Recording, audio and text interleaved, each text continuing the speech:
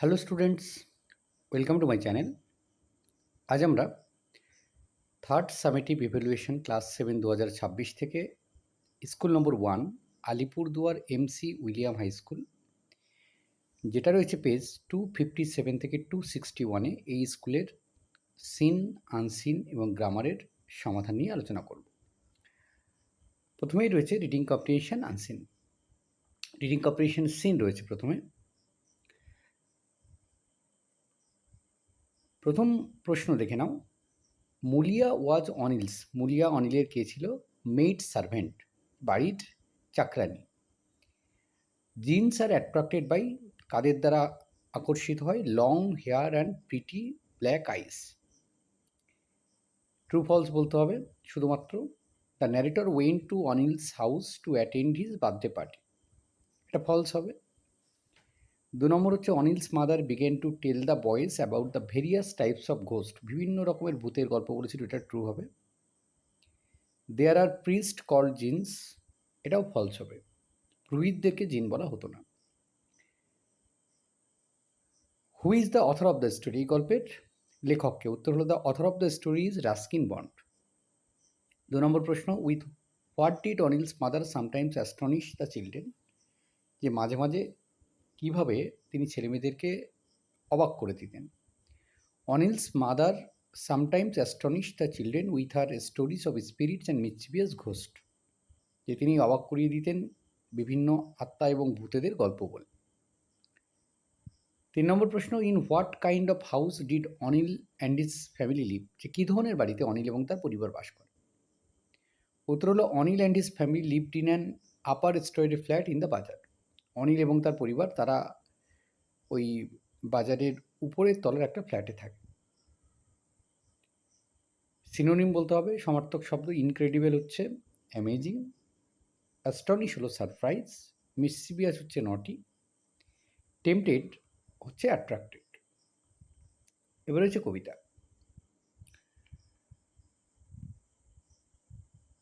প্রথম প্রশ্ন দেখে নাও। The sun rises and makes the sky happy, সূর্য ওঠে আর আকাশকে খুশি করে। The season mention in the poem is spring, বসন্তের কথা বলা হয়েছে।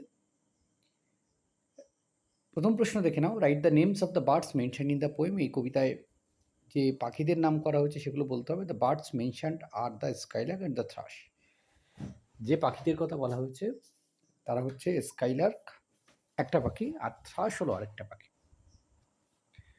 2 নম্বর প্রশ্ন, how is the sound of the bell described in the poem, যে এই কবিতায় ঘণ্টার ধ্বনিকে কেমনভাবে বর্ণনা করা হয়েছে। উত্তর হচ্ছে the sound of the bell is described as cheerful, যে ঘণ্টার যে ধ্বনি সেটা কিন্তু খুব আনন্দমুখর।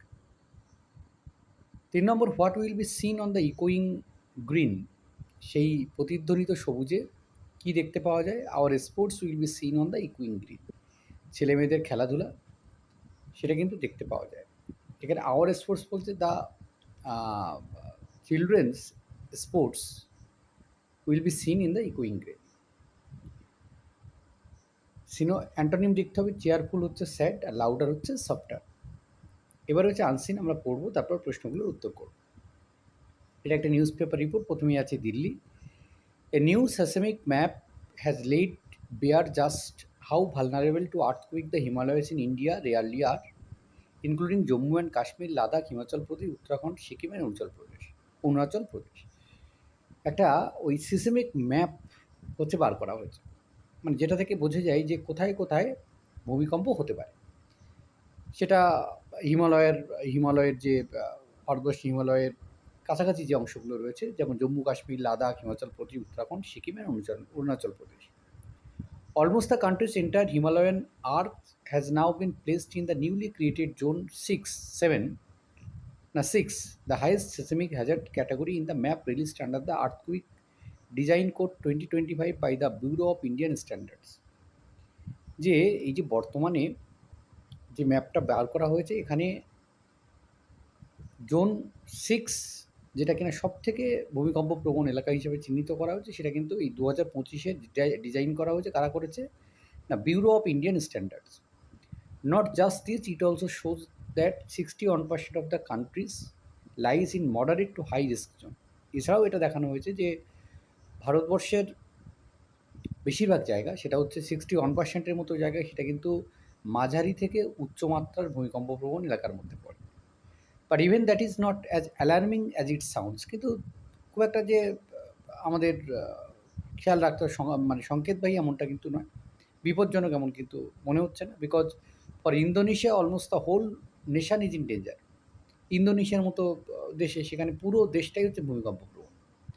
100% of their land mass is seismically active. ওখানকার যে 100% যে ভূমিভাগ রয়েছে সেটা কিন্তু ভূমিকম্পপ্রবণ। They are literally sitting above the ring of fire. তারা একেবারে সেই রিং অফ ফায়ারের উপরে বসে আছে। They had 2212 earthquakes in 2023 and 1872 in 2024। তারা কি হচ্ছে সেখানে 2023 সালে 2212 বার মানে ভূমিকম্প হয়েছে। 2024 সালে 1872 বার ভূমিকম্প হয়েছে। Every week some volcano starts hissing and puffing throwing lava around. প্রত্যেক সপ্তাহে কী হয়, কোনো না কোনো আগ্নেয়গিরি থেকে অগ্নুৎপাত হতে থাকে এবং লাভা বেরোতে থাকে। They have around 130 active volcanoes and are happily living with them. তাদের রয়েছে 130টার মতো এরকম সক্রিয় আগ্নেয়গিরি এবং সেখান থেকে কিন্তু লাভা উদ্গমন হচ্ছে। The same is the case with Japan. জাপানের ক্ষেত্রে একই। And even China has 65% of its land mass that comes under the seismically active classification. এমনকি চায়নার ভূমিভাগের 65% অংশ, সেটাও কিন্তু এই ভূমিকম্পপ্রবণ এলাকার মধ্যে পড়ে। The tectonic realities of the Indian subcontinent have been the same for millions of years. যে ভারতের যে টেকটনিক যে প্লেট রয়েছে সেটা কিন্তু লক্ষ লক্ষ বছর ধরে একই রকমভাবে রয়েছে। The news is that we are now changing how we classify our landmass as per seismic activity using the latest scientific data and ensuring the best possible prepared.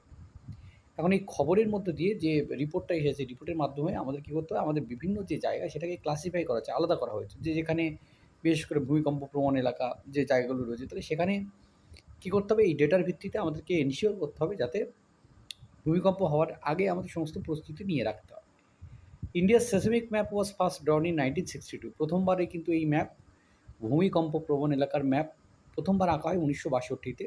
The new map marks a radical shift in ইন্ডিয়ার seismic hazard assessment.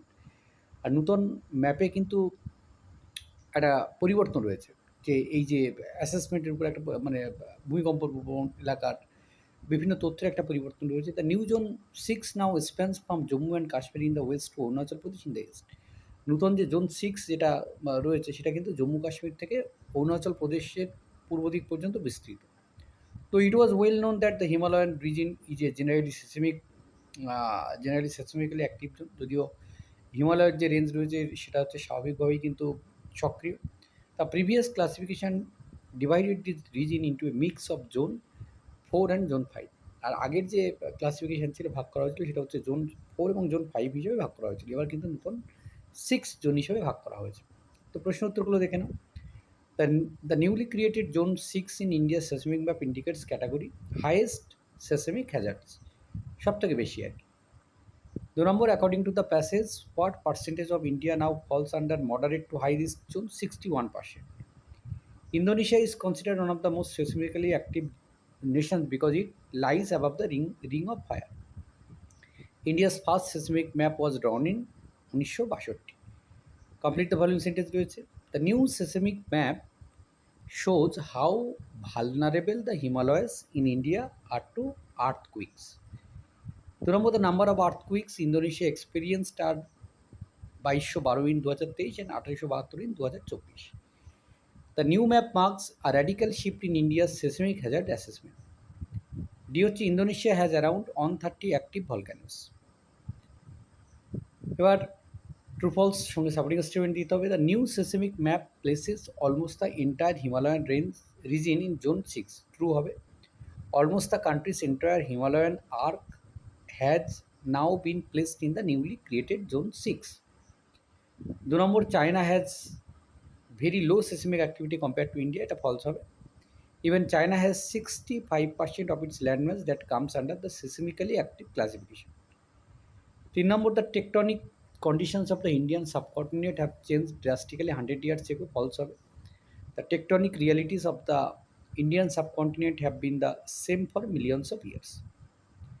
4 number, the new zone 6 now spans from Jammu Kashmir to Arunachal Pradesh, true হবে। The new zone 6 now spans from Jammu and Kashmir in the west to Arunachal Pradesh in the east. এবার হচ্ছে grammar and vocabulary. Good manners depend on our family tradition and upbringing. Parents had to set examples for their children. Meaningful sentence তৈরি করতে হবে by hook or by crook দিয়ে। I will complete, মানে যে কোনো প্রকারে I will complete the project by hook or by crook, যে কোনো প্রকারে আমি সম্পন্ন করব। অন দ্য ইভ অফ, সন্ধ্যায়, on the eve of independence day the school was decorated beautifully. One word substitution এক কথায় লিখতে হবে। One who speaks many language, অনেক ভাষায় কথা বলে, polyglot. One leaving his native country to settle another, এক নিজের দেশ ছেড়ে অন্য দেশে যায়, এমিগ্রেন্ট। পার্টিসিপুলার জিরান্ডকে খুঁজে বার করতে হবে। Swimming is a good exercise, swimming হচ্ছে, জিরান্ড হচ্ছে swimming. The police found the hidden key in the vase, participle হচ্ছে হিডেন। মিনিংফুল সেন্টেন্স তৈরি করতে হবে। অ্যাফেক্ট হচ্ছে ক্ষতিকর দিক, the weather may affect our journey, আর এফেক্ট হচ্ছে ফল। The new rule had a positive effect on the students. এবার ক্লজ, কী ধরনের ক্লজ সেটা বলতে হবে। রবীন্দ্রনাথ ঠাকুর যে great poet who road Gitanjali, এটা একটি সাবঅর্ডিনেট ক্লজটা হচ্ছে হু রোড গীতাঞ্জলি, আর এটা অ্যাডজেক্টিভ ক্লজের উদাহরণ।